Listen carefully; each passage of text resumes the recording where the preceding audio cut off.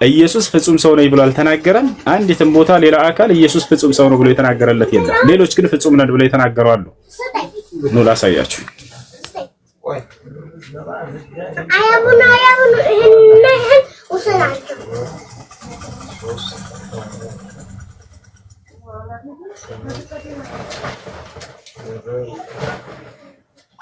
ጋይስ ኮሜንት ቀንሱና ታፕ እናድርግ ቤተሰብ። ወርቋል ጥያቄ ነበር ይሱ። እሺ ጥያቄ ምንድነው? ሰላም አለይኩም። እሺ አይሰማም? ወአለይኩም ሰላም ወራህመቱላሂ ወበረካቱ። አይሰማም?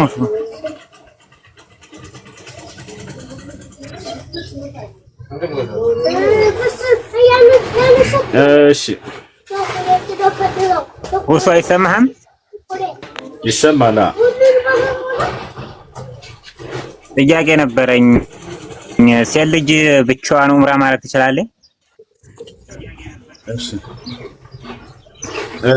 የት አለ ሄደ እንደ ተዋህዶ ተዋህዶን አስገቡት። ልጆች አንዴ ይውላችሁ ዋርኒንግ ከላይ እንትን አለ ምልክት አለ። እስኪ ታይ እንትን ድረስ እስኪ እነሳ ድረስ ታማርጋችን አታቋቁ። ተዋህዶ ሄድክ እንዴ? እየሰማኸኝ? ተዋህዶ ተመለስ። አንዴ እየሰማኸኝ ነው? ተዋህዶ ጨዋ ልጅ ይመስለኛል። አታያቁ እባክህ ነው ታድር ያርፊ ተረጋጋስ ብርሽ ወይ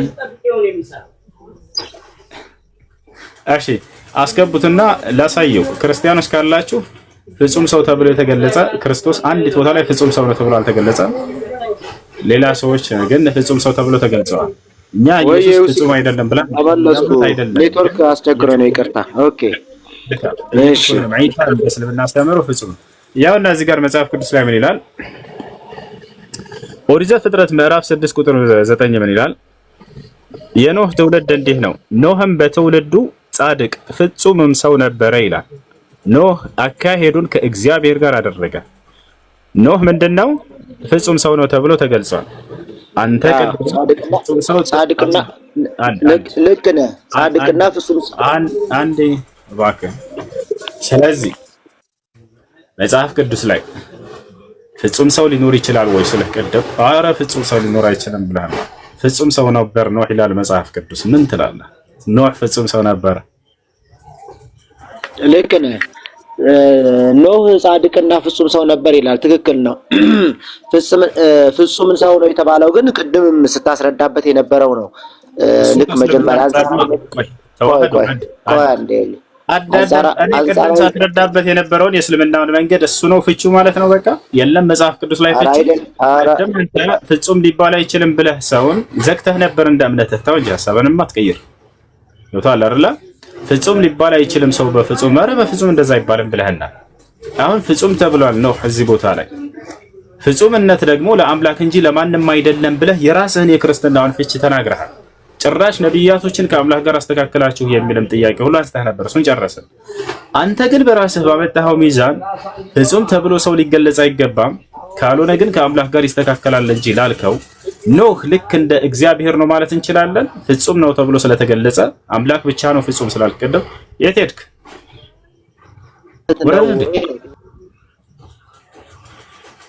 እሺ ጥያቄያቸውን ከ ኔትወርክ እንፈልገው። አይ ጥያቄያቸውን ሰላም አለይኩም ወሶ ወአለይኩም ሰላም ወራህመቱላሂ ወበረካቱ። ጥያቄ ነበረኝ። እሺ ሴት ልጅ ብቻዋን ዑምራ ማድረግ ትችላለች? ሴት ልጅ መካ ከሆነ ያለችው ብቻዋን ዑምራ ብታደርግ ችግር የለውም። ከመካ እስካለችበት ቦታ ድረስ ከ80 ኪሎ ሜትር እና ከዚያ በታች ባለው ርቀት ላይ ከሆነም ችግር የለውም። ከዚያ በላይ ከሆነ ግን ዑምራ ማድረግ አትችልም ነው? አትችልም ሳይሆን የእርሷ ጠባቂ የሚሆኑላት የቤተሰቦቿ ክፍሎች አብረዋት ይሄዱ።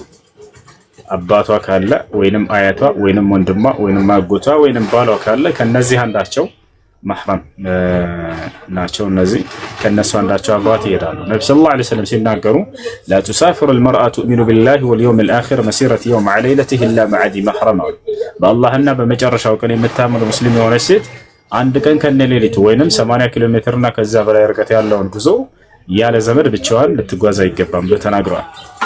ይሄን ያደረጉት ነብዩ ሰለላሁ ዐለይሂ ወሰለም ሴት ልጅ እንደሚታወቀው ሩቅ መንገድን እሄዳለሁ ብትል አንድ ቀን ከነ ሌሊቱ አስቡት። ያንን መንገድ እሄዳለሁ ብትል ብቻዋን ያስኬዳል? ሴቶች ትሄዳላችሁ? አትሄዱ። መደፈር አለ፣ የሆነ አደጋ ሊደርስባት ይችላል። ከጎኗ የሚቆምላት የቤተሰብ ክፍልን አስቀመጠላት ኢስላም። ገብታችኋል? እሺ ያ አካል እስከሌላት ከተባለ ያንን ነገር ምን መልካም ስራ ለመስራት በመቀሯ በልቧ አላህ Subhanahu Wa Ta'ala እንደሰራች አድርጎ እንደሚይዝላት ቃል ገብቶላታል።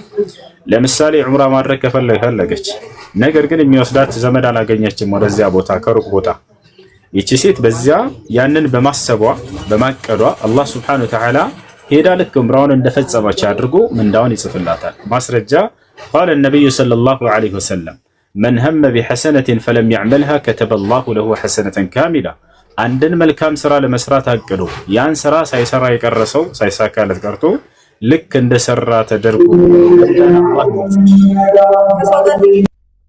እሺ ጥያቄ አለቀ። እሺ ቀጥሉ። አመሰግናለሁ። አይ እሺ ተዋህዶ መቀጠል ትችላላሽ።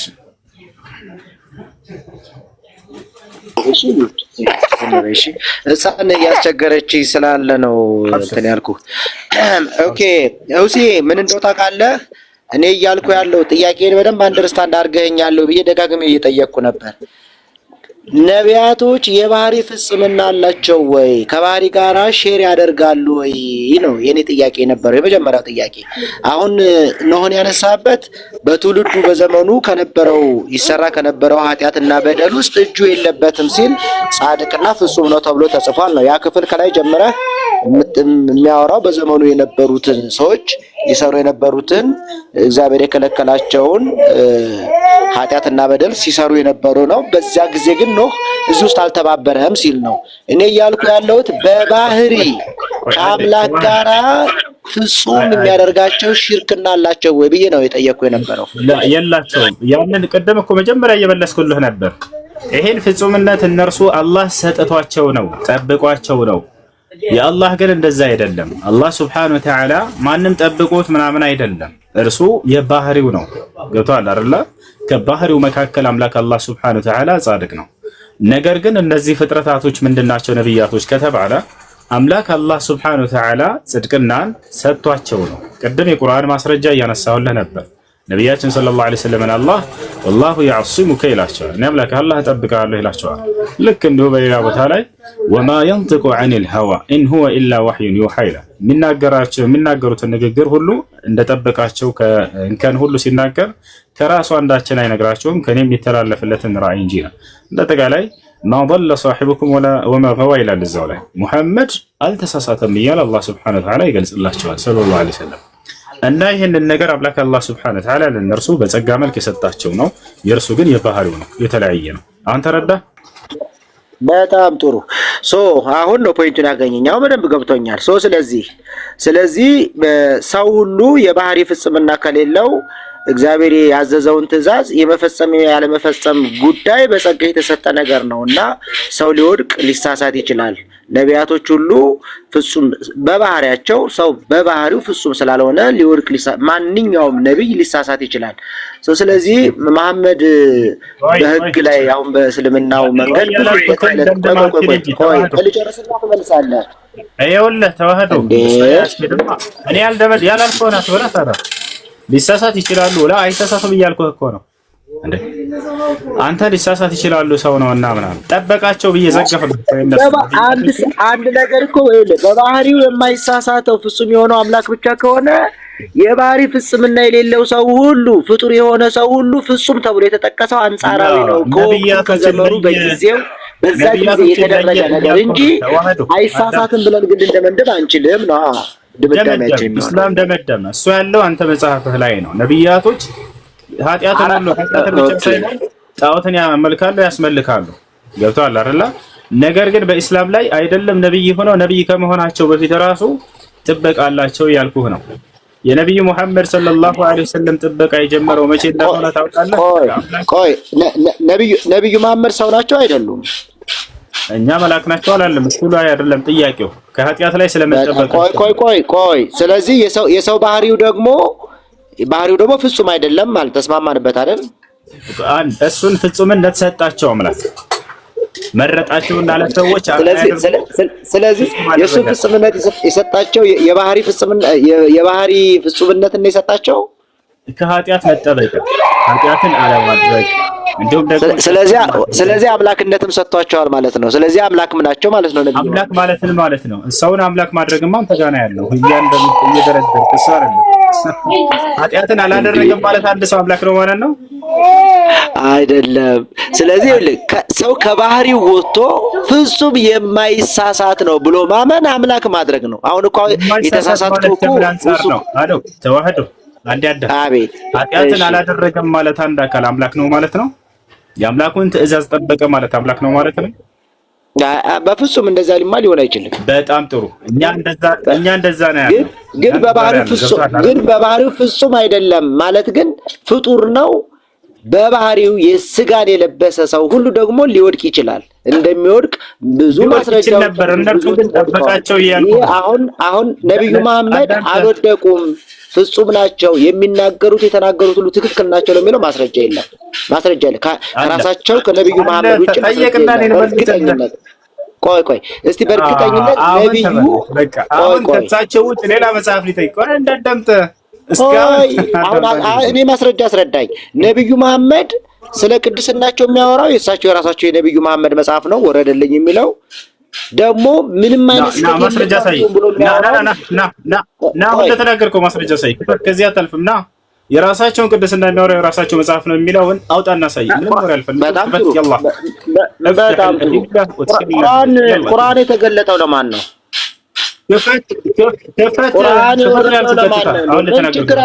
ምንም መክፈት እኮ ያስፈልገው እኮ ምንም መክፈት እኮ ያስፈልገው ቁርአን ብቻ መክፈት እኮ ነው።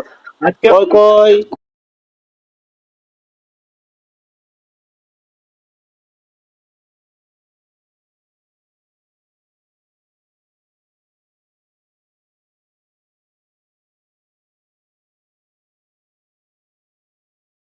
የጠየቀውን ነገር እንዳገኘሁበት ሲያውቅ ጊዜ ከሌላ መጽሐፍ አምጡ ይላሉ። ብዙ ጊዜ ክርስቲያኖችን ተመልክቷቸው ጥያቄ ይጠይቃሉ። እስላም ላይ መልስ የሌለው አድርገው ምናምን ይነግሯቸዋል። እኔ ሁሴን እባላለሁ። ቁርአንን ሐዲስን እንዳለ አውቃለሁ። አልሐምዱሊላህ። በተለይ ቁርአንን ማለት ነው። ሐዲስንም ልክ እንዲሁ አስተምራቸዋለሁ። ተደብቃቸው እንደምትማሩ መምህሮቻችሁ ማለት ነው። ገብታችኋል? ስለ ነብዩ ሰለላሁ ዐለይሂ ወሰለም ጽድቅና አሳየኝ ማስረጃ አለ እየነገርኩት እያሳየሁት። ከዚያ ልክ መልሱን እንዳገኘው ሲያውቁ ወዴት እንደሚሄዱ ታውቃላችሁ? የሙሐመድ መስካሪ ራሱ ሙሐመድ ነው፣ ከሌላ መጽሐፍ ስጠን ይላሉ። የዛኔ ፍጻሜያቸው ነው። አለቀ በቃ። የዛኔ ይሄ ነው። እንዳጠቃላይ ጻድቅ ናቸው ወይንም ፍጹም ናቸው ስንል ነብያቶች በጸጋ ያገኙት ነው። ቦታቸው አለ አይደል? አምላክ አላህ ሱብሓነሁ ወተዓላ ሰው በተፈጥሮ ፍጹም ነው ወይ? ልብ በሉ፣ ሰው በተፈጥሮ ፍጹም አልነበረም። ገብቷችኋል አይደል? ኃጢአትን ለማድረግ የተጋበዘ ነው። ኃጢአትን ገብቷችኋል አይደል? ለማድረግ የተጋበዘ ነው። ነገር ግን ነብያቶችን ለይቶ ጠበቃቸው እያልናቸው ነው ቅዱሳን። ነብያችን ሰለላሁ ዐለይሂ ወሰለም ሐዲስ ላይ ቃል በቃል ምን አሉ? ኩሉ በኒ አደም ኸጣ፣ ሁሉም የአዳም ልጆች ተሳሳሾች ናቸው አሉ። ያ ማለት ለስህተት የተጋለጡ ናቸው። ሰይጣን እነርሱን ለመወስወስና ስህተት ላይ ለመጣል የሚጥርባቸው አካሎች ናቸው። አንድም ከሰይጣን የሚጠበቅ የለም። ልብ በሉ። ነገር ግን ነብያቶችን ጠበቃቸው እያልኳቸው ነው። ነብያቶችን ደግሞ ከኃጢአት ጠበቃቸው፣ ሰይጣን እነርሱን እንዳያስት። ታዲያ የነብዩ ሰለላሁ ዐለይሂ ወሰለም ጥብቅናቸው የቱ ጋር ነው የተገለጸው ከተባለ ከቁርአንም ከሐዲስም ማስረጃ እየሰጠዋቸው ነው። በደንብ አዳምጥ ክርስቲያኖች። ሙሐመድ አልተሳሳተም ብሎ አላህ ሱብሓነሁ ወተዓላ ቃል በቃል ይናገርላቸዋል። አንደኛ እሱ ላሳያችሁ። ሐዲስ ላይ ጥበቃቸው የነብያቶች እንደ እስልምና አስተምሮ ነብይ ከሆኑ በኋላ እንዳይመስላችሁ። የአምላክን እንክብካቤ ለነብያቶች ተመልከቱ። ነብይ ከሆኑ በኋላ ሳይሆን ነብይ ከመሆናቸው በፊት ነው። ልብ በሉ። ታዲያ ነብዩ ሰለላሁ ዐለይሂ ወሰለም ጥብቅና ገና ለአቅመ አዳም ለአቅመ ሔዋን ሳይደርሱ ገና ጨቅላ ህፃን ልጅ ሳሉ የዛኔ ነው። ገና ህፃኑ ነው ማለት ነው። የዛኔ እንዴት እንደሆነ ልንገራችሁ። ሐዲሱን ማስረጃውን እያወጣሁ አሳያችኋለሁ። የአምላክ ጥበቃ ለእርሳቸው ከዛን ጊዜ ጀምሮ ነው። ለነብያቶችም በዚያው መልክ ነው ብለን እናምናለን። ወጣቻል ነብያችን ሰለላሁ ዐለይሂ ወሰለም ገና ህፃናት ሳሉ ከህፃናቶች ልጆች ጋር ሳሉ ህፃን ሳሉ መልአኩ ጅብሪል ዐለይሂ ሰላም ወደርታቸው መጣ። መልአኩ ጅብሪል ዐለይሂ ሰላም አስተኛቸውና አንዴ ቤት አድርጉት። እንዴት ጥበቃቸው ከምን አንፃር ነው? አስተኛቸውና ጅብሪል فشق عن صدره الى الحديث ላይ ይሄን ልባቸውን ቀደደው واخرج قلبه ልባቸውንም አወጣው መልአኩ ጅብሪል ከሰማይ ይዞት ከገነት ይዞት የመጣው የወርቅ ጥስት አለ። በዚያ ላይ ለአጋር ወይንም ለኢስማኤል የወጣው የሆነ የዘምዘም ውሃ አለ በመካ ምድር ላይ መልአኩ ጅብሪል ነው ራሱን ያወጣ ያንን ውሃ። በዚያ ላይ ነብዩ ሰለላሁ ዐለይሂ ወሰለምን አስተኝቶ ያንን ቀልባቸውን ልባቸውን ካወጣ በኋላ አጠበው። فغسله بماء زمزم በዚያ በተባረከ ውሃ አጠበውና ምን አለ واخرج منه እናገርም እንዳነበብኩ እናገራለሁ። ንግግሬም ቀን ነው በማስረጃ እንጂ አለማስረጃ አይደለም። መልአኩ ጅብሪል ዐለይሂ ሰላም ገብርኤል ቀልባቸውን ልባቸውን አጠበና በዚያ ላይ የጠቆረን የደም አይነት አወጣና ምን አለ ልብ በለው። አሁን እዚህ ጋር ያ ሙሐመድ هذا حظ الشيطان منك አለ። እዚህ ጋር ነው በቃ ሙሐመድ ሆይ ይህ ሰይጣን በአንተ ላይ ሊኖረው የሚችለው ድርሻ ነበር። እነሆ ከወዲሁ ተመንጭቆ ከልብህ ተጥሏል። ፈረማሁ ፈአልቃሁ ይላል ሐዲስ ላይ ወረወረው ማውጥቶ ይላል። ሰይጣን በአዳም ልጆች ላይ ሊኖረው የሚችለው ድርሻ ምንድነው? ኃጢአትንና ክህደትን ማሰራት፣ ከአምላክ ትእዛዝ ማስወጣት። ይሄ ደግሞ ሰይጣን በአንተ ላይ ያለው ድርሻ ያውና ከወዲሁ ተነስቷል። መቼ? ነብይ ከሆኑ በኋላ አይደለም፣ ገና ህፃን ሳሉ ጀምረው ነው። ማስረጃ ከቁርአንም ከሐዲስም የተናገርኩትን አሁን አውጥቼ ላሳያችሁ። ልብ በሉ። አሁን ላሳያችሁ። ሙሐመድ አልተሳሳተም። ቃል በቃል በቁርአን ላይ አላህ Subhanahu Wa Ta'ala ምንም አይነት እንዳልተሳሳቱ አላህ ሲገልጻቸው ምን አለ? ተመልከቱ። እዚህ ጋር ያውና ቁርአኑ ወማ ينطق عن الهوى ما ضل صاحبكم وما غوى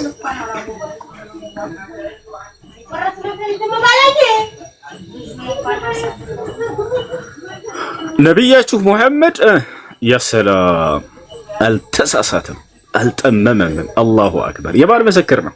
የአምላካችን የአላህ Subhanahu Wa Ta'ala ምስክር። ነብዩ ሰለላሁ ዐለይሂ ወሰለም አልተሳሳቱም፣ አልጠመሙም። ነገር ግን ንግግራቸውስ ከልብ ወለድም አይናገርም፣ ከራሱ አንዳችን አይነግራቸውም። ታዲያ ምንድነው የሚናገሩት ንግግር? እርሱ ንግግሩ የሚወረድ ራእይ እንጂ ሌላ አይደለም። አላሁ አክበር። ማን ነው ይሄን ራእይ መጥቶ ያስተማራቸው? ኃይሎቹ ብርቱ መልአክ አስተማረው፣ መልአኩ ገብርኤል። ያ ሰላም ያለው አይደለ?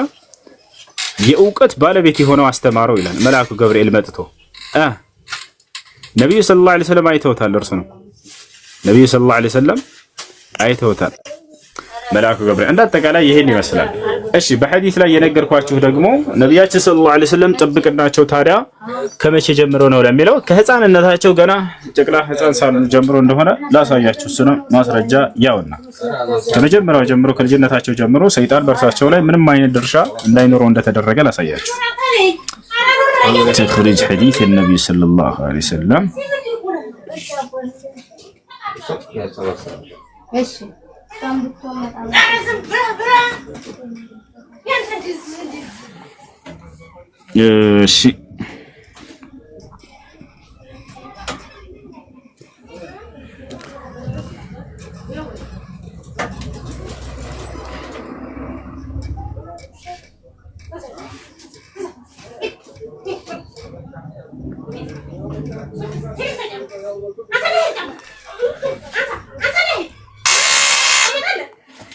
እሺ እሺ ተመልከቱ። ያውና ሐዲሱ ምንጩን ያዙት። ያውና ክርስቲያኖች እዚህ ጋር ሙስሊም 162 ላይ ታገኙታላችሁ። እዚህ ጋር ሐዲሱን ቀጥታ ወደ አማርኛ ልቀይርላችሁ እንተረጉመውና ከዛ ወደ አማርኛ እንቀይረዋለን። أن رسول الله صلى الله عليه وسلم أتاه جبريل ወደ ነብዩ ሙሐመድ صلى الله عليه وسلم ጋር መልአኩ ጅብሪል ወይንም ገብርኤል መጣ። وهو يلعب مع الغلمان እርሳቸው ገና ከህፃናት ጋር እየተጫወቱ ሳሉ فأخذه ያዛቸው فصرعه ያዛቸውና እንደ መልአኩ ጅብሪል አስተኛቸው መሬት ላይ فشق عن قلبه ልባቸውንም ቀደደው። ያው ኦፕሬሽን ያደርጋቸው ነው። ፈስተኽረጀ ልቀልብ ልባቸውን ቀዶ ቀልባቸውን አወጣው። ፈስተኽረጀ ሚንሁ ዐለቃ ከእርሷ የረጋች እንደምትመስል አወጣ። ፈቃለ አለ ሃዛ ሐዙ ሸይጣኑ ሚንከ ሙሐመድ ሆይ ይህ የሰይጣን ድርሻ ነበር በአንተ ላይ ብሎ እርሱን አወጣው። ثم غسله ከዚያም ልባቸውን አጠበው ፊ ጥስት ሚን ዘሀብን ከወርቅ በሆነ ጥስት ቢማኢ ዘምዘም በዘምዘም ውሃ ثم لأمه ከዚያ እንደገና ከደነው መልሶ ልባቸው ثم أعاده في مكانه ከዛ ወደ ቦታው መለሰው። وجاء الغلمان يسعون إلى أمه እና ይሄን ይመስላል ሰይጣን በአንተ ላይ ሊኖረው የሚችለው ድርሻ ይህ ነበር ሙሐመድ ብሎ ከልጅነታቸው ጀምሮ ሰይጣን በሰው ልጆች ላይ የሚኖረው ድርሻ እርሱም ስተትና ኃጢአትን ማሰራት የሚባለው ነገር ተነስቶላቸዋል ማለት ነው። ይሄን ይመስላል ልጆች። እሺ ጥያቄ ያለው ካለ መቀጠል ይችላል። አለ ቢስሚላህ ሰላቱ ወሰላሙ ዐላ ረሱሊላህ ሰለላሁ ዐለይሂ ወሰለም። ሰላም አለይኩም ወራህመቱላሂ ወበረካቱ። ኡስታዝና ወአለይኩም ሰላም ወራህመቱላሂ ወበረካቱ። ኑ ተመልከቱ፣ ይህ የሰይጣን ድርሻ ነው ሲል ያንን ያወጣውን መልአኩ ገብርኤል ወደ አማርኛ ልቀይርላችሁ። የአላህ መልእክተኛ ሰለላሁ ዐለይሂ ወሰለም ከሁለት ወንዶች ልጆች ጋር እየተጫወቱ ሳለ ሕፃን ሳሉ ገብርኤል የአላህ ሰላም እዝነት በረከት በርሱ ላይ ይስፈንና ወደ እርሱ መጥቶ ያዘውና መሬት ላይ ወረወረው ወይንም አስተኛው። እንትን ብሎ ይሄ አማርኛው ወረወረው ብሎ ተርጉሞታል። ከዚያ ደረቱን ከፈተው፣ ደረቱን ረጋ አድርጎ ከፈተው ይላል። ልቡንም አወጣ፣ የደም ከውስጡ አወጣና ይላል። ያቺ የጠቆረችዋን ደም አወጣና ልብ በሉ እዚህ ጋር ምን አለ? ይህ የሰይጣን ድርሻ ነው አለ። ተመልከቱ፣ የሰይጣን ድርሻ ነው አለ። ያንን ያወጣውን ደም ማለት ነው አውጥቶታል። በቃ ከዚያ በኋላ አጸዳው፣ አጠበው ልባቸውም። ከዚያም በወርቃማ ገንዳ ውስጥ በዘምዘም ውሃ አጠበው ይላል። ሰፍቶ ወደ ቦታው መለሰው ያንን ልባቸውን ማለት ነው። እና ነቢያችን ሰለላሁ ዐለይሂ ወሰለም ከልጅነታቸው ጀምሮ ከሰይጣን ተንኮልና ሴራ ጥበቃ ተደርጎላቸዋል። ገና ሕፃን እያሉ ነቢይ ከሆነ በኋላ አይደለም። ይህን ጥበቃ ታዲያ እኛ ለእርሳቸው ብቻ ነው ብለን እናምናለን ወይ? አናምንም። ሐታ መሲሁም ሆነ እነ አብርሃም እነ ኢስሐቅ እነ ያዕቆብ እነ ዮሴፍ እነ ሃሩን ሁላቸውም ከእንዲህ አይነት ሰይጣናዊ ተንኮልና ሴራ በእስልምና የተጠበቁ ናቸው። ገብታቸውን በእነርሱ ላይ አቅም የለውም። አላህ በቁርአን ላይ እነ ዒባዲ ለይሰ ለከ ዐለይሂም ሱልጣን ብሎታል። በእኔ ትክክለኛ ባሪያዎች ላይ ምንም አይነት ስልጣን የለህም አንተ ብሎታል ሰይጣን። ይሄን ይመስላል ማለት ነው። እሺ ቀጥል። ይቅርታ። ኦኬ አብሽር ጀዛከላሁ ኡስታዝ። መቼም አላህ እድሜና ጤና ይስጥህ።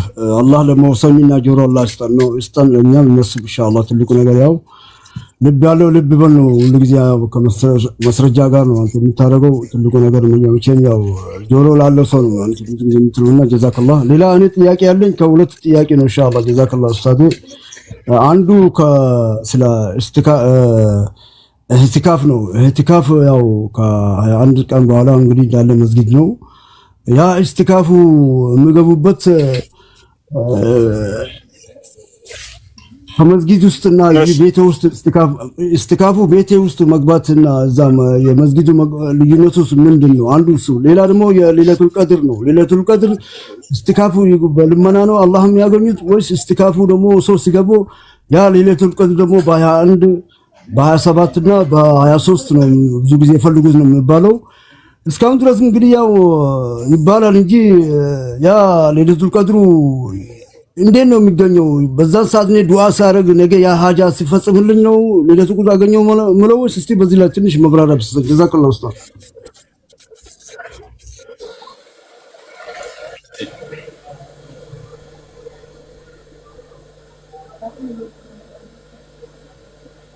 ተኛል እሳችን ምስሽ መርሐባ መርሐባ። ይሰማል ልጆች? አዎ ይሰማል። ስማል ከላሚ ይሰማል። መርሐባ። እሺ ወንድማችን እየጠየቀ ያለው ስለምንድን ነው? ስለ ኢዕቲካፍ ነው። ኢዕቲካፍ ብሎ ማለት ነው الإعتكاف هو نوع من الجلوس الذي يلازمه العبادة. اعتكاف ብሎ ማለት አምልኮ የተቆራኘው የሆነ የመቀመጥ ስርዓት ነው። ያም የሚሆነው የት ነው? በመስጂድ ውስጥ እንጂ በቤት ውስጥ አይሆንም። አላህ ሱብሓነሁ ወተዓላ በቁርአን ላይ ይገልጸዋል። ወአንቱም ዓኪፉነ ፊል መሳጂድ ይላል። እናንተ በመስጂድ ውስጥ አምልኮን ልትሰሩ የተቀመጣችሁ ሆናችሁ ወይ ሙዕተኪፎች ሆናችሁ እያለ ይናገራል። እና ስለዚህ ይህ ምንድነው ረመዳን ነቢያችን ሰለላሁ ዐለይሂ ወሰለም የረመዳን መጨረሻዎቹን 10 ቀናቶች ላይ ወደ መስጂድ ብቻ ገለል ብለው አምልኮ በመስራት ያሳልፉ ነበር። እና እርሳቸውን ሱና በመከተል የእርሳቸውን ትዕዛዝ በመከተል ያንን ይፈጽማል ሰውየው ማለት ነው። በዚያን ጊዜ ላይ ለሴቶችም ይቻላል፣ ችግር የለም። በነቢያችን ሰለላሁ ዐለይሂ ወሰለም ጊዜ ነብዩ ሰለላሁ ዐለይሂ ወሰለም ሚስቶች አድርገዋል። የሴቶች የራሳቸው መስጂድ ካለ በዚያ ሄደው ያንን ማድረግ ይችላሉ። እሺ ሴቶች መስጂድ ሄደው ማድረግ ካልቻሉስ ቤታቸው ለእነርሱ ልክ እንደ መስጂዳቸው እንደሆነ ተገልጾላቸዋል። ነብዩ ሰለላሁ ዐለይሂ ወሰለም ሐዲስ ላይ ሲናገሩ ኸይሩ መሳጅድ አልመርአ ቀዕሩ ቡዩቲሃ፣ ለሴት ልጅ ቤቷ በላጩ መስጂዷ ነው ብለው እንዳል ተናግረውላታል። ስለዚህ በዚያው አምልኮ ስርዓትን በመፈጸም ታሳልፋለች።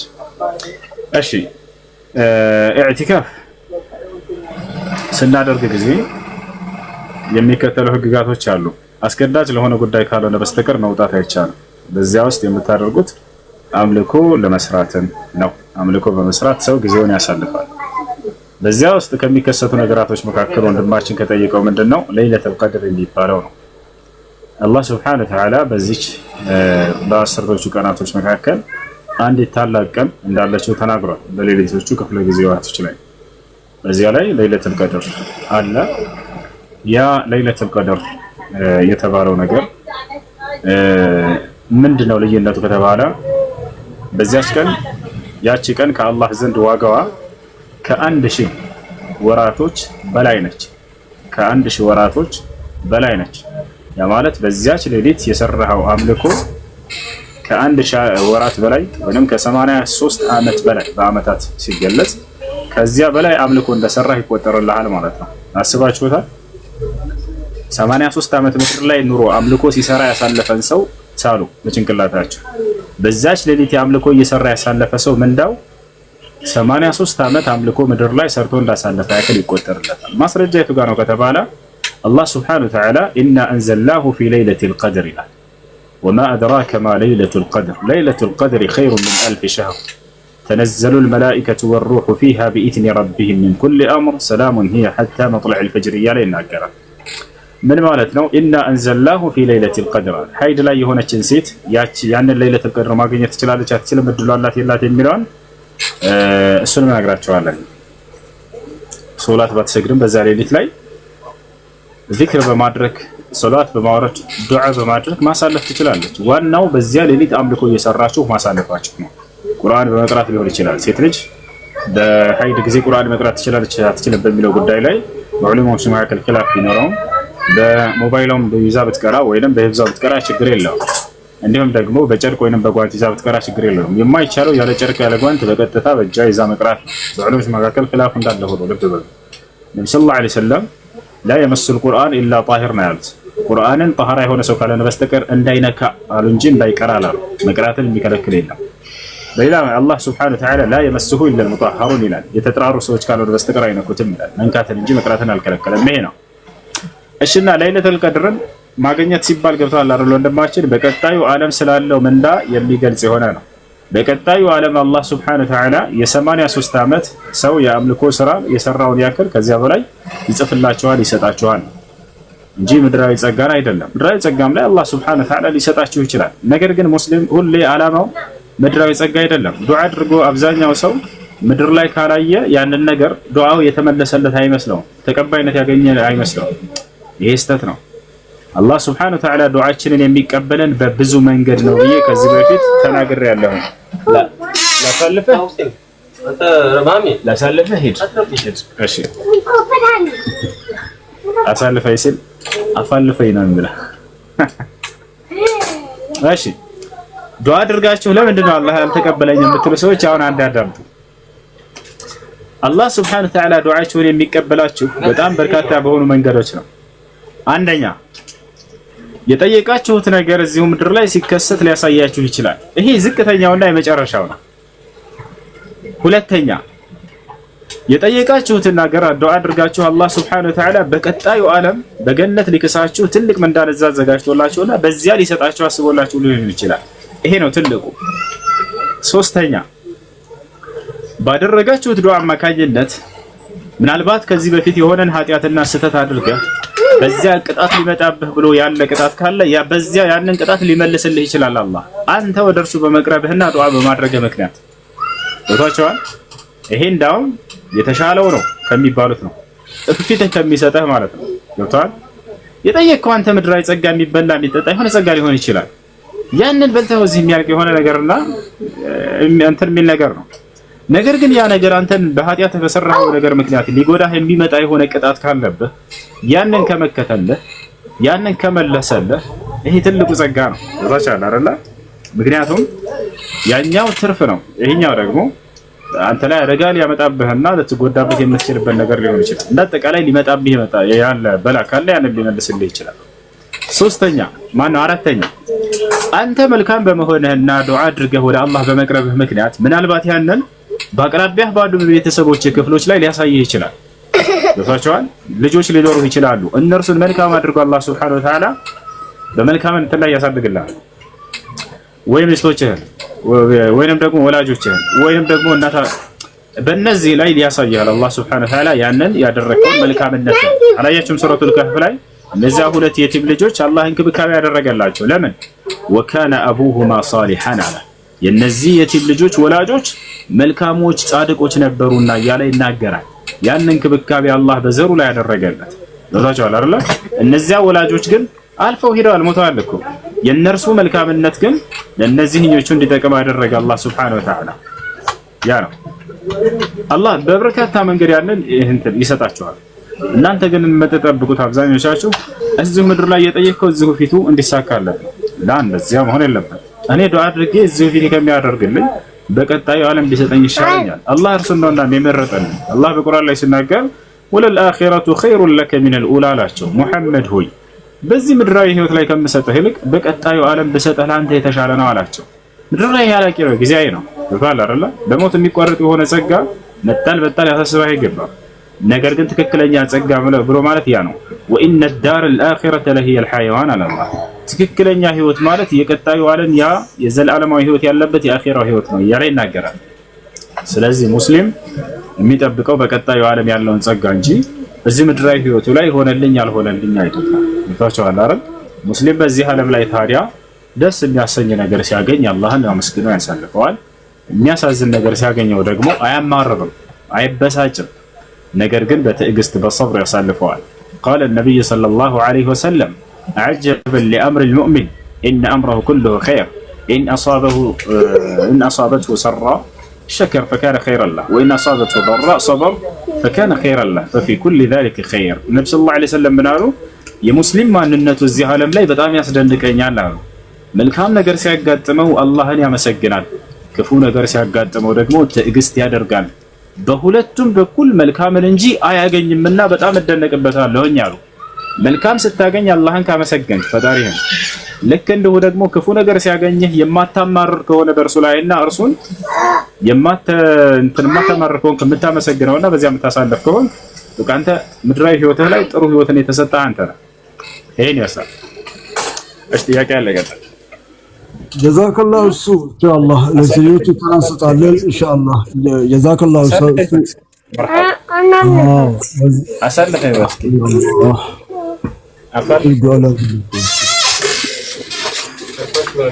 እሱ መርሐባ መርሐባ አሚን ጀዛከላህ። ሌላ ምለው ነገር የለም። ዱዓ አደርግልሃለሁ ኢንሻአላህ። አላህ ሱብሓነሁ ወተዓላ ዛሬ አመት ይሁን እንቀጥለው ወር ይሁን የፈለገውን ኢንሻአላህ አላህ ዛሬ አንተ ልጆቹ አጠገብ ካለፉት ኢንሻአላህ ከልጆቹ ጋር አላህ አንበሻብሽህ። ልጆቹን አንተን ይመስላሉ። አንተ አላህ ሱብሓነሁ ወተዓላ የልጆቹን ኢንሻአላህ የዛሬ አመትን ከጾሙ ጋር ከልጆቹ ጋር ምጾም አላህ ያድርግልህ ኢንሻአላህ። ዱዓ አደርጋለሁ። ይሄ ልጅ ነው። አላህ ይበሽርክ። ጀዛከላሁ ኡስታዴ። እቺ ነው የምለው። አሚን በል። مرحبا امين امين امين شكرا.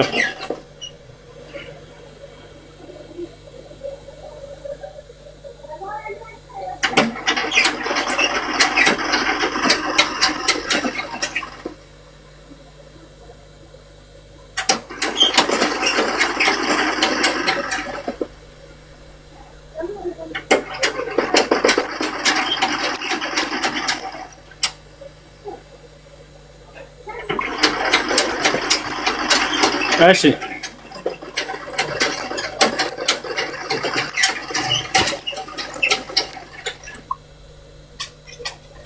ውሱ ልጅህ ነው እንዴ? ልጅ አለ ጓደኛ ልጅ ነው። እሺ ልጅ በጣም ወዳድ ነው። ዱባይ ሄድክ እንዳለ። እሺ አድሚኖች ካላችሁ በተራ አስገባ።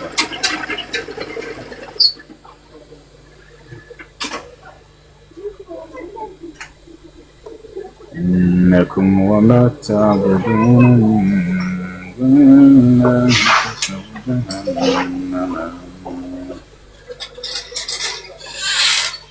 لها واردون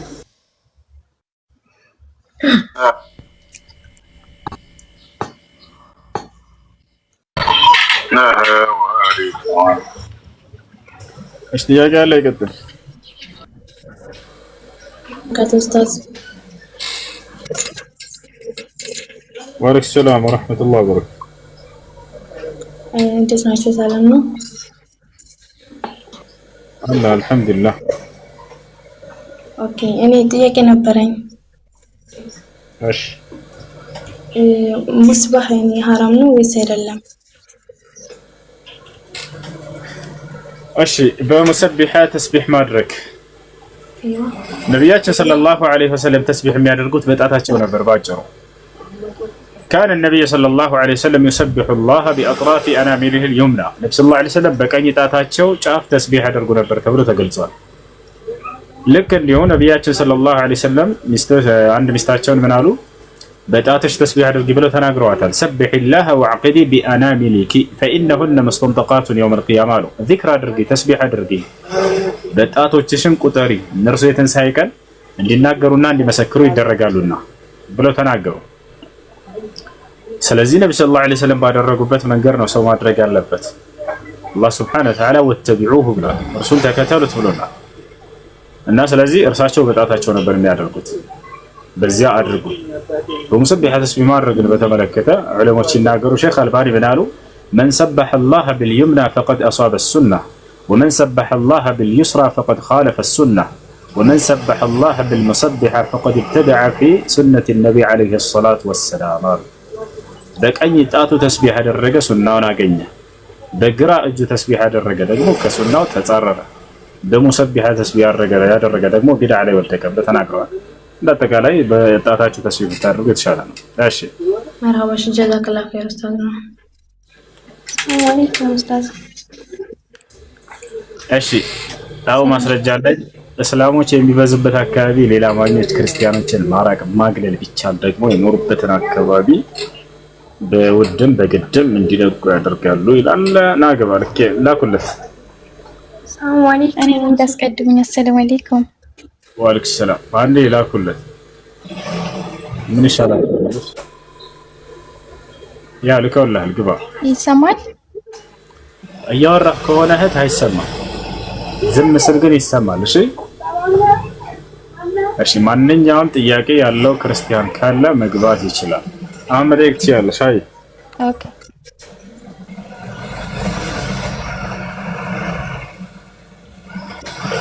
እኔ ግን ድምጼ የሰማችሁም አይመስለኝም። የሰማኸኝ ነው እሺ? አዎ ይሰማል። እሺ ጥያቄ፣ አንድ ሰው ሲሞት ላኢላሃ ኢለላህ ያለ ጀነት ገባ እንላለን صح?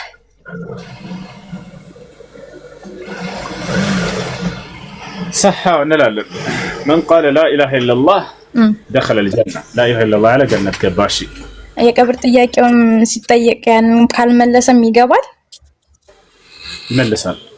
የማይሆን ነገር ማን ነው ይመልሳል? እንደሚመልስ አላህ በቁርአን ላይ ተናግሯል። ቃል በቃል በቁርአን ላይ يثبت الله الذين آمنوا بالقول الثابت ብሏል። في الحياة الدنيا وفي الآخرة አላህ እነዚያን ያመኑትን ሰዎች በምድራዊ ህይወታቸውን በቀጣዩም ህይወታቸው ጽኑ በሆነችው ቃል ያጸናቸዋል ብሏል። ጽኑ የሆነችው ቃል ላኢላሃ ኢለላህ ነች፣ በእርሷ ያጸናቸዋል ማለት በቀብርም ህይወታቸው ላይ ራሱ አላህ ጽናትን ሰጥቷቸው እንዲመልሱ ያደርጋቸዋል። አይዋ እሺ። አሁን እኔ እናቴም ወንድሜም ሞቱብኝ። እነሱን አሁን በዛኛው ሀገር እኔ እዚህ ሁኜ ለነሱ ምን ማድረግ አለብኝ? እነሱ በቃ ማገዝ ፈልጋለሁ እዚህ ሁኜ እና እነሱን ምን ማድረግ አለብኝ? ለሞቱ ሰዎች 5 አይነት ስራዎችን መስራት እንደሚቻል ኢስላም አስተምሯል። አንደኛ ዱዓ ማድረግ፣ ሁለተኛ ኢስቲግፋር ማድረግ ለኃጢአታቸው ምህረትን መጸለይ ማለት ነው። ሶስተኛ ሐጅ ማድረግ፣ አራተኛ ዑምራ ማድረግ፣ አምስተኛ ሰደቃ ማድረግ ምጽዋት ማድረግ። መርሐባን አመሰግናለሁ። ሰላም አለይኩም ኡስታዝ። ወአለይኩም ሰላም ወራህመቱላህ። አልሐምዱሊላህ። ጥያቄ ነበረኝ። እሺ ሴት ልጅ ሀይድ ላይ ሆና ጀናዛ ማጠብ ትችላለች ወይስ አትችልም? እንዲያ መውረድ አለበት። ከዚያ ንጹህ የሆነ ሰው ሆኖ ማጠብ አለበት። ግን አማራጭ በሌለበት ቦታ ከሆነችስ የሚለው ጥያቄ ይመጣል። እርሷና እርሷ ብቻ ነች ያለችው። ብዙዎቻን ሀይድ ላይ ነች ያለችው። የሞተችዋ ጓደኛ ያለችንበት ማንም ሰው አጠገባቸው የለም። የዛኔ አስገዳጅ ስለሆነ አضሩራት ቱቢሑ المحظورات በሚለው ቃዒዳ መሰረት አስገዳጅ ነገራቶች የማይፈቀድን ነገር እንዲፈቀድ ያደርጋሉ በሚለው ቃዒዳ መርህ መሰረት የዛኔ ታጥባታለች። እሺ ኦኬ። ሁለተኛ ጥያቄ ደግሞ የሆነች ጓደኛዬ አባቷ ሞቶ አባቷ ደግሞ የሆነ የህዝብ አደራ ነበረውና ያ አደራውን ሳይነግር ሞታ። ከዛ ከሞታ በኋላ ደግሞ ህዝቡን ሲጠይቁ ህዝቡ ያወቁትን ነገሩ፣ ያላወቁትም አሉ። ሰውየው ሳይነግር የሞታ ማለት ነው። ያንን እንዴት አድርጌ ነው እኔ መክፈል የምችለው ስትለኝ እኔ ወላሂ አለም እስኪ ኡስታዙን ጠይቄ ልንገርሽ ምናምን ብያት ነበር። ወላጆቻችሁ ከሞቱ ስለኝ እኔ ወላሂ አለም እስኪ ኡስታዙን ጠይቄ ልንገርሽ ምናምን ብያት ነበር። ወላጆቻችሁ ወይንም የቤተሰብ ክፍላችሁ ከሞተ በእነርሱ ላይ ብድር ካለባቸው ያንን ጠይቃችሁ መስጠት፣ እንዲሁም ደግሞ አለኝ ያለ ሰው ካለ መጥቶ ማስረጃዎችን ይዞ ካቀረበ ያንን ብድር መክፈል። ነብያችን ሰለላሁ ዐለይሂ ወሰለም እሱን ተናግረዋል። ሐታ የረመዳን ቀባ ቢኖርበት ግዴታ የሆነ የረመዳን ቀባ ቢኖርበት ሰውዬ ያንን ካላወጣ እናንተም ያንን ልትከፍሉለት ይገባል። እና እንደ አጠቃላይ ብድር ካለባቸው ያንን እናንተ ጠይቃችሁ መክፈል። የሞቱበት ቀን አባታችን ላይ ብድር ያለበት ሰው ካለ መጥቶ መቀበል ይችላል የሚል አዋጅ ብታወጁና ብትነግሩላቸው ብትከፍሉላቸው ይሄ ነው የሚያዘው ኢስላም። እና የመጨረሻኛ ጥያቄ እናቴ ከዛሬ 20 ዓመት በፊት ውልድ ላይ ሆና የአንድ ዓመት ጾም ሳትጾም አሳልፋ ነበር። ያንን ጾም ለምሳሌ እኔ መክፈል አልችልም ጾም፣ እሷ ግን በህይወት ነው ያለችው። በህይወት እያለች ቀዳ ያለባት ሴት ከሆነች ሰው አይከፍልላትም ማለት ሰው አይጾምላትም፣ በመጾም አይከፈልም። ነገር ግን እርሷ ታማ ከሆነ ለምሳሌ እስኪሻላት ጠብቃ ያንን መክፈል ያለባትን ቀዳ፣ የማይሻላት የህመም አይነት ከሆነ ያለባት ደግሞ የዛኔ ከፋራ እያወጣች ማሳለፍ። ከፋራ ለእያንዳንዱ ቀን አንዳንድ ምስኪን ማብላት። እናንተ ከቻላችሁ አውጡላት። ካልቻለችስ የሚችልላትን ቤተሰብ ከሌለ ደሃ ከሆነ ከሌላት የላትም። በቃ አላህ በቁርአን ላይ ላ ዩከሊፉ ላሁ ነፍሰን ኢላ ወስዐሃ ይላል። እኔ አንድ አምላካችሁ አላህ አንዲትን ነፍስ ከምትችለው አቅም በላይ አላስገድዳትም ብሏል። እያለ ካልሆነ ከሌለ የለህም ብሏል። እኔ መክፈል ይችላል አሁን ሲያለሽ ጀዛከላህ ኸይር። ሁሱ ሰላም አለይኩም። ወአለይኩም ሰላም። ጥያቄ ነበረኝ።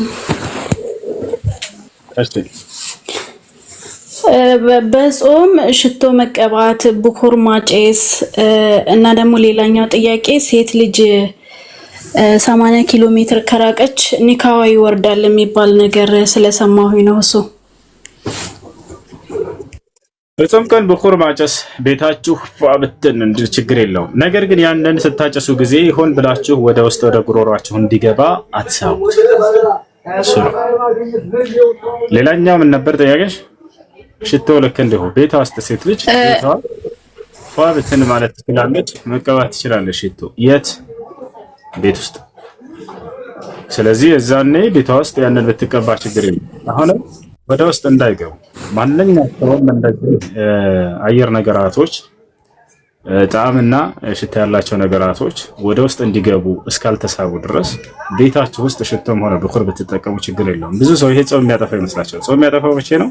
አውቆ ሆን ብሎ ሰውየው ወደ ውስጥ እንዲገባ ከሳበው ነው። ይሄን ደግሞ እንዳታደርጉት። ቤታችሁን አጫጭሱበት፣ ችግር የለውም። እሺ ሁሱ ባለትዳር ሴት ርቃ ስትሄድ ኒካዋ ይወርዳል የሚባለውስ? ኒካው አይወርድም። ኒካ አይወርድም በርቆ በመሄድ።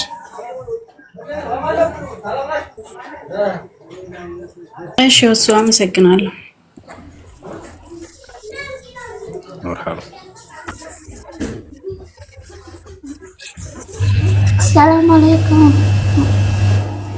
ሰላም ወአለይኩም ሰላም።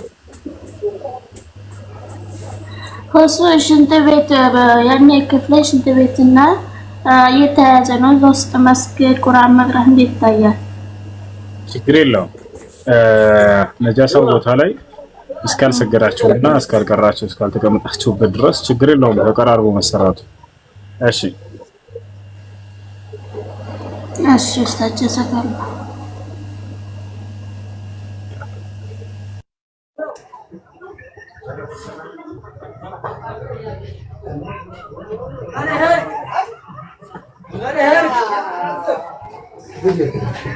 السلام عليكم. وعليكم السلام. ተራዊ ሲሰግድ በስልክ መከታተል እንዴት ይታያል ይላል። ለሚያርም ሰው ከሆነ ችግር የለውም፣ ዑድር አለው እሱ። ለሚያርመው ኢማሙ ሲሳሳት ለሚያርም ሰው ከሆነ ችግር አይኖረውም። ነገር ግን ያለምንም ምክንያት ዝም ብሎ መከታተል እርሱ ዑለሞች ከልክለዋል። ሼክ ኢብኑ ዑሰይሚን ከልክለዋል። ነቢያችን ሰለላሁ ዐለይሂ ወሰለም በሚሰግዱ ጊዜ እጃቸውን ደረታቸው ላይ ያስቀምጡ ብሎ ተናግረው ወضع اليد اليمنى على اليد اليسرى من سنن الانبياء በሶላት ጊዜ በደረታቸው ላይ ግራ እግራቸው ላይ በግራ እጃቸው ላይ ቀኝ እጃቸውን ደርባችሁ ማስቀመጥ እርሱ የነቢያት ያሰጋገድ ስርዓት ነው ብሎ ተናግረዋል። ነብዩ ሰለላሁ ዐለይሂ ወሰለም ይሄን አስተምረው ሳሉ ይሄን ሱና የሚጻረር ነገር ማድረግ ተገቢ አይደለም። ዑድር ካለው በስተቀር ሰውየው ለሚያርም ሰው ከሆነ ግን ዑድር አለው፣ ምክንያት አለው። ኢማሙ ከተሳሳተ ማን ሊያርመው ይችላል? ስለዚህ ለዚያ ሰው ችግር የለም። እዚያው ያሉትን ይሄ አይተከለሽ ምንድነው? يلا ننزلهم تحت بسرعه. ايش السلام عليكم. وعليكم السلام ورحمه الله وبركاته. እኔ የምለው ዘካተል ፍጥር ለመጠየቅ ነበር እና እኔ ያለሁት አረብ ሀገር ነው። ባለቤቴ እንትን ማድረግ አይችልም። እሺ ሰዎች ዘካት ሲሰጡ ጊዜ ዘካተል ፍጥርም ሆነ ዘካተል ማል ባሉበት አካባቢ ለሚገኙ ምስኪኖች መሆን አለበት እንደ አስሉ እንደመሰረቱ። ለነዚህ አካባቢ ድሃዎች ማን አላቸው? እናንተ እዛ ካልሰጣችኋቸው። ነገር ግን በዚህ አካባቢ ያሉ ሰዎች ያን ያክል አስፈላጊ ማን የማያስፈልጋቸው ከሆነ ሀብታም ከሆነ ለምሳሌ ከአረብ ሀገር ኢትዮጵያ ነው በጣም የሚያስፈልጋቸው። የዛኔ ኢትዮጵያ ላይ ያለ ቤተሰባቸው ክፍላችሁ እንዲሰጥላቸው ማድረግ ትችላላችሁ። ችግር የለም። አይ ሁለተኛ ጥያቄ ደግሞ ማለትም ሁለት ወንድማማቾች ናቸው እና አንዱ ማሻአላ በዳዋ ነው ያለው፣ አንዱ ደግሞ ዱንያ ላይ እየሰራ ነው እና እና በሆነ ነገር ይጣላሉ ማለት ነው። ፋዘር በአንዱ ስም ለማድረግ እንትኑን ይፈልግና በቃ አንተ መልቀቅ አለብህ ይለዋል ማለት ነው። ልጁ ደግሞ ሲለፋ ነው የኖረው፣ በራሱ ስም መኪና ይገዛል፣ ብቻ ረብሻ እንትን ይላል። እንዴት ይታያል ይሄ ነገር? አልገባኝም ጥያቄው። እስኪ እንደገና ይኸውልህ እና ሁለቱ ወንድማማቾች ናቸው፣ አባት ነው የምንጨምረው እና መጀመሪያ ሱቁ ሲሰጠው ለወንድሜ እንዲሰራ ነው የተሰጠው። እየሰራ ተርፍ ምን ብዙ በቃ ለእህቴም ሱቅ ከፍቶላታል። የሆነ አክሲዮን ደግሞ ሲገዛ በራስ ስም አረግ አለው፣ ግማሹን አንተ ግዛ ግማሹን እኔ ልግዛ ይለዋል ፋዘር። ከዛ እሺ ተብሎ ይገዛል። ይሄ አክሲዮን ሲገዛ እንዴት የሆነ መሰለ በቃ በኋላ ላይ ወንድሜ ደግሞ ሌላ መኪና ተጨማሪ ይገዛል። መኪናውን ከገዛ በኋላ አክሲዮኑን ሙሉ ለሙሉ ለኔ ስጠኝ፣ መኪናውን እንደፈለክ አድርግ ይለዋል። ወንድሜ ደግሞ በአክሲዮኑ አልስማማም፣ በቃ መኪናው ከፈለክ ባንተ ስም ይዙር፣ አለዛ አልፈልግም። ቢሰድበው እርግማኑ ይደርስበታል ወይስ እንዴት ነው? ፍርድ ቤት ሄዱና ኢስላም ባስቀመጠው የክፍፍል ስርዓት ያካፍሏቸዋል። ከወላጅ የተቀመጠ ንብረት ካለ ያንን እኩል የመካፈል መብት አላቸው እነዚህ ወንድማማቾች። ግን አንዱ ሰርቶ ደግሞ ለፍቶ ከሆነ በዚያ ተጨማሪ በዚህ ሊሰጠው ይችላል።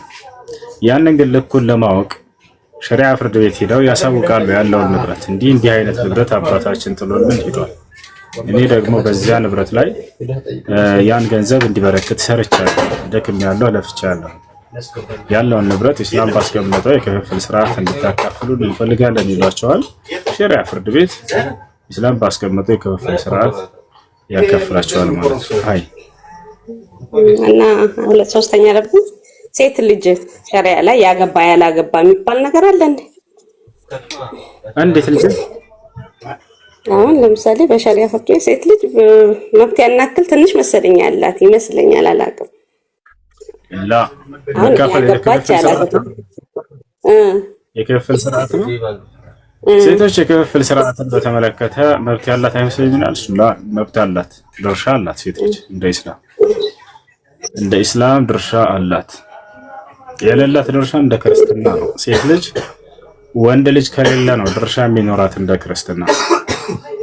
እንደ ኢስላምስ ወንድ ልጅ ኖረም አልኖረም ድርሻ አላት። አላህ ሱብሓነሁ ወተዓላ ይህን በቁርአን ላይ ሲናገር للرجال نصيب مما ترك الوالدان والأقربون وللنساء نصيب مما ترك الوالدان والأقربون مما قل منه أو كثر نصيبا مفروضا. للرجال نصيبا لوندوش درشا አላቸው مما ترك الوالدان والأقربون ወላጆችና የቅርብ ዘመዶች ጥለውት ከሄዱት ንብረት አለ። ወልኒሳ ለሴቶችም ድርሻ አላቸው፣ ነሲቡን ድርሻ አላቸው። مما ترك الوالدان والأقربون ወላጆችና ቅርብ ዘመዶች ጥለውት ከሄዱት ንብረት ድርሻ አላቸው ለነሱም ብሎ ለወንዶችም ለሴቶችም ድርሻ እንዳላቸው ተናገረ። مما قل منه أو كثر ከርሱ ከበዛም ሆነ ካነሰው ድርሻ አላቸው። ነሲቡን መፍሩዳ የተወሰነ ድርሻቸው ሲሆን ይሄ ያለ አላህ Subhanahu Wa Ta'ala አስቀምጦላቸዋል። ገብቷቸዋል አይደል? ይሄ ስለዚህ ወንድ ኖረ አልኖረም ለሴት ልጅ ድርሻ አላት። ነገር ግን እዚህ ቦታ ላይ ያነሰ መሆን መስሎ የሚታያቸው ሰዎች አላችሁ። ለምሳሌ አላህ በቁርአን ላይ للذكر مثل حظ الأنثيين ይላል። ለሴቶች ማነው ለወንድ ልጅ የሁለት ሴቶች ድርሻ ወይንም እጣ ይሰጠው ብሏል።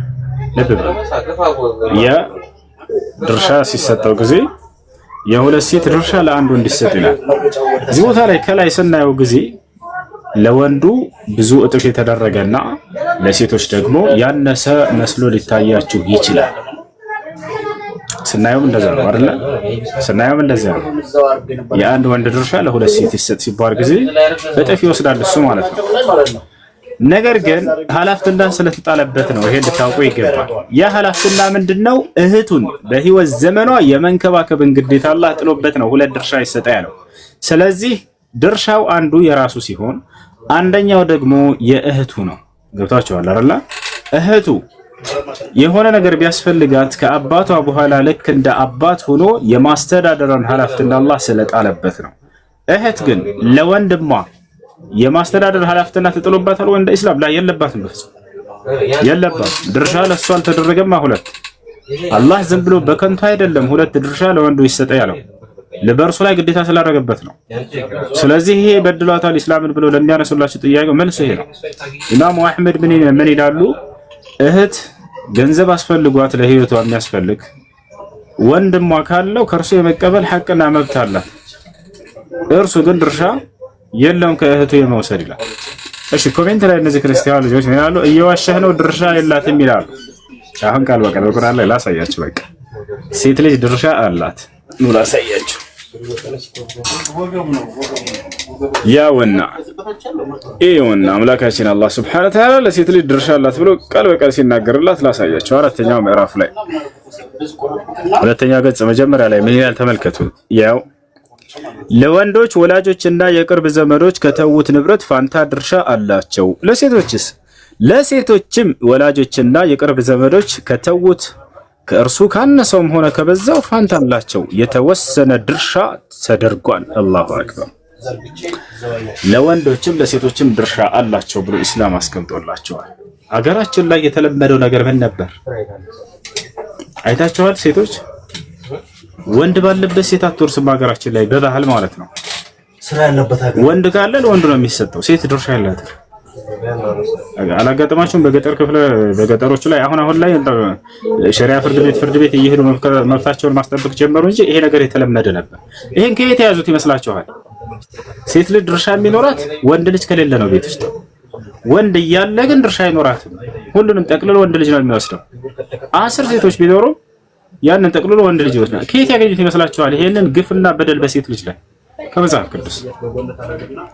እንደ ክርስትና ሴት ልጅ ድርሻ የሚኖራት ቤት ውስጥ ወንድ ልጅ ከሌለ ነው። ወንድ ልጅ ካለ ድርሻ የለም። ወንድ ግን ከሌለ ለእርሷ የዛኔ ይሰጣት ብሎ ተረግጎላል። እንደ እስልምና ግን ወንድ ኖረም ማልኖረም ድርሻ አላት ሴት ልጅ። አላህ ቃል በቃል በቁርአን ላይ ለወንድም ለሴትም ከወላጆች ከተውት ንብረት ድርሻ አሏቸው ስጧቸው። ይሄን ይሰ እሺ፣ ጥያቄ ያለ ካለ ይቀጥል። የመጨረሻ ሱሲ እና ልጆቼ ደግሞ ክፍለ ሀገር ናቸው። እናቴ መፍጠር ትችላለች ወይስ እኔ ነኝ መፍጠር የምችለው?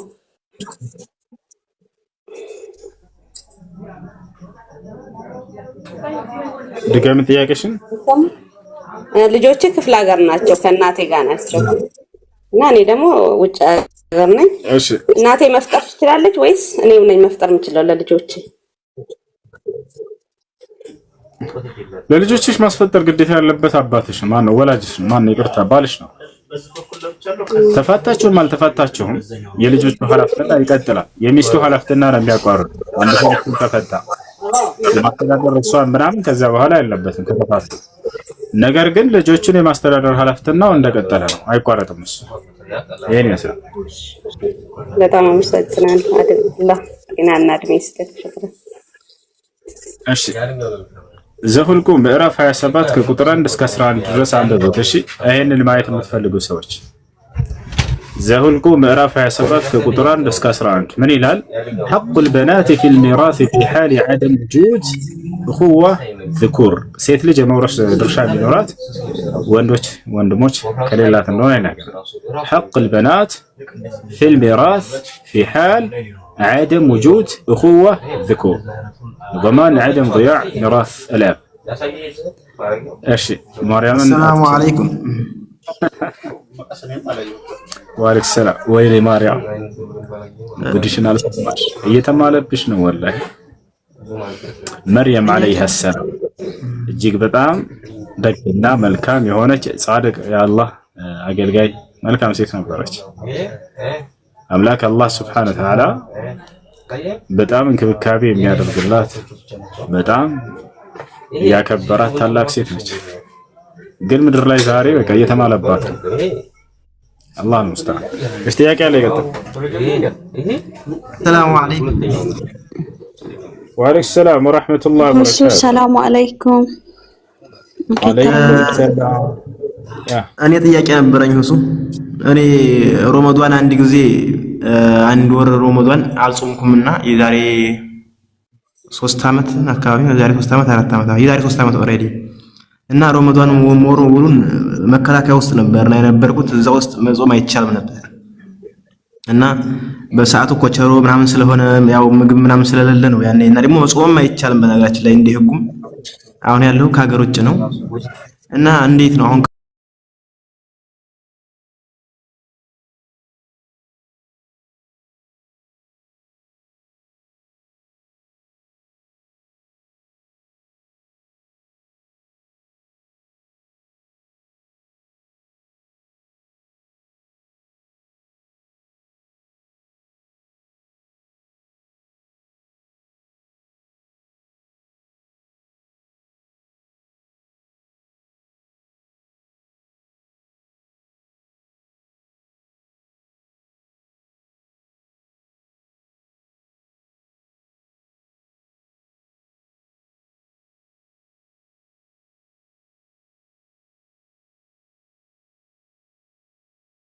እሺ ቀባ በቃ አሁን ቀባ ማውጣት አሁን ከረመዳን በኋላ ጠብቅና አይ እንደው ዘካ መስጠት አይቻላል ወይስ ለምስኪኖች መስጠት እና አንዳንድ ጊዜ እንትን ያልኩ ነበርና ምናልባት እንደው በገንዘብ ማድረግ ይቻላል ወይስ አይቻልም?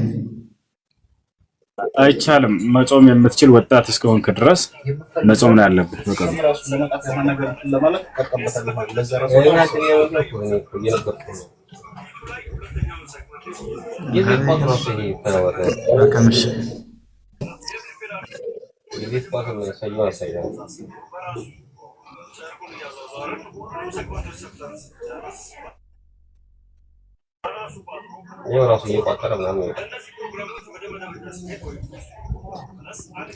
እሺ ጥያቄ አለ? አሰላሙ አለይኩም ይሰማል? ወአለይኩም ሰላም ይሰማል። እሱ ጀዛከላህ ኸይር። ወላሂ ጥያቄ ነበረኝ። እሺ ጥያቄሽ ምንድነው? ወይየው እኔ በወር 2-3 ነው ሀይድ የሚመጣውና ቢያንስ አንዴ ከመጣ እስከ 10 ቀን እስከ 13 ቀን ምናምን ይቆያል። ህክምናም ሄጄ ነበረ እና ሁሌ ደም በተለይ በረመዳን 4 ምናምን ይመጣበት አለ እና ረመዳን ከመግባቱ በፊት 2 ይመጣ። ከዛ ድጋሚ ልክ ረመዳንን እንደዛሬ ልጀምር ማነው እንደነገር ልጀምር እንደዛ